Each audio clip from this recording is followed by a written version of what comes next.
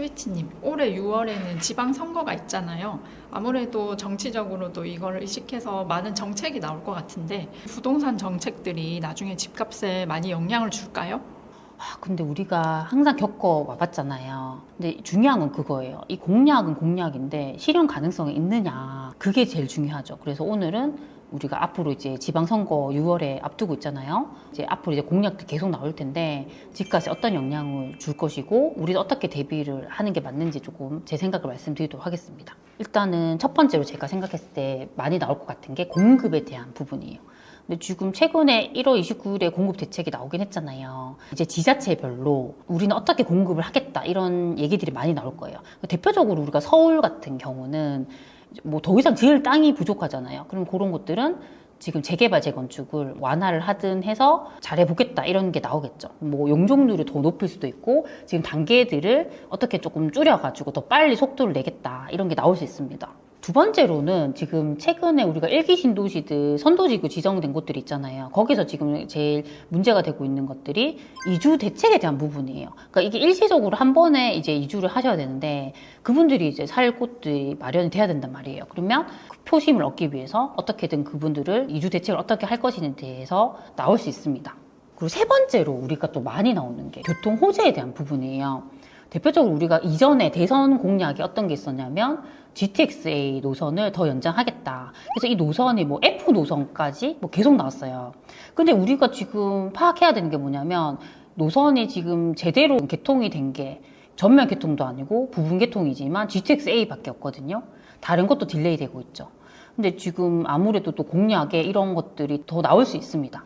네 번째로 또 나올 수 있는 부분은 행정 메가시티라고 해가지고 도시를 통합에 대한 부분인데 최근에 이슈가 됐던 게 그 대전, 충남 통합하는 그 부분이잖아요.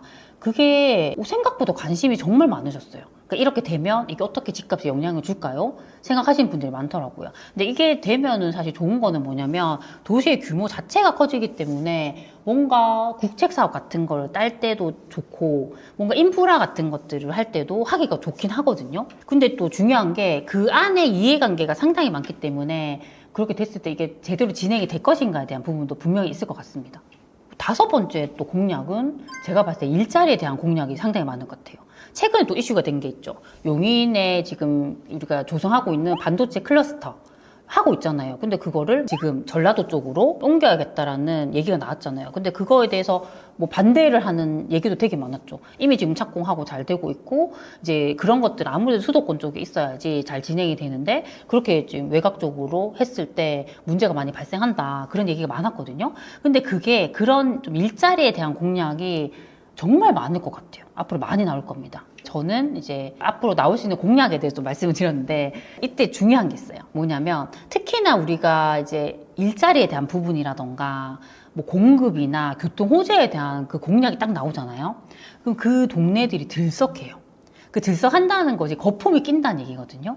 근데 이때 진짜 중요한 게 뭐냐면 그 공약만 생각하고 잘 되겠지라고 생각하고 섣불리 집을 사면 안 된다는 거죠. 만약에 내가 보고 있는 그 동네가 그래도 좀 수요가 많고 입지가 괜찮은 곳이면 그런 공약, 그런 호재들이 딱 입혀졌을 때 그래도 이제 거품이 꺼져도 얘들은 탄탄하게 이렇게 버티거든요. 근데 그게 아니라 정말 엉뚱한 곳에 아무도 살고 싶어 하지 않은 동네에 이런 호재가 생긴다고 해가지고 덜썩 사게 되면 빠져나오기가 어렵다는 거죠. 그래서 그런 부분들을 저는 상당히 조심해야 되는 생각입니다. 그리고 이런 공약들이 사실 집값에 영향을 주기가 상당히 미미하다고 생각해요. 살짝 들썩일 수는 있지만 결국에는 집값이라는 것은 본연의 그 본질로 돌아가거든요. 근데 지금 호재로 살짝 들썩할 수 있지만 결국에는 지금 현재 이 지역의 흐름이 어떠한가, 공급이 어떠한가 그런 것들로 결국 움직인단 말이에요. 그렇죠? 그래서 저는 중요한 건 그런 선심성 공약에 섣불리 흔들리면 안 된다라고 생각을 하고 내 중심을 잘 잡아야 되지 않느냐라고 생각합니다. 네. 헌심성 정책도 거기에만 모든 것을 믿고 결정해서는 안 되지만 규제가 만약에 있을 때에는 규제도 역시 거기에만 너무 집중하기보다는 본질을 집중하면 될까요? 맞아요. 저는 그렇게 생각합니다. 그래서 선신성 뭐 공약이든 앞으로 뭐 어떻게 규제가 나온다든지 뭔가 계속 그렇다 하더라도 얘기만 계속 있단 말이에요. 확실한 건 없죠. 우리 혼란스럽죠. 아, 나 집 사야 되는데 언제까지 기다려야 되지? 아, 여기 말고 여기 호재가 있다는데 여기 사야 되나? 뭔가 나의 그 기준을 막 흔들어 놓는단 말이에요. 그럴수록 중심을 잡아야 돼요. 아, 그래도 나는 내가 지금 출퇴근하기 좋고 내 아이 키우기 좋은 동네 여기잖아.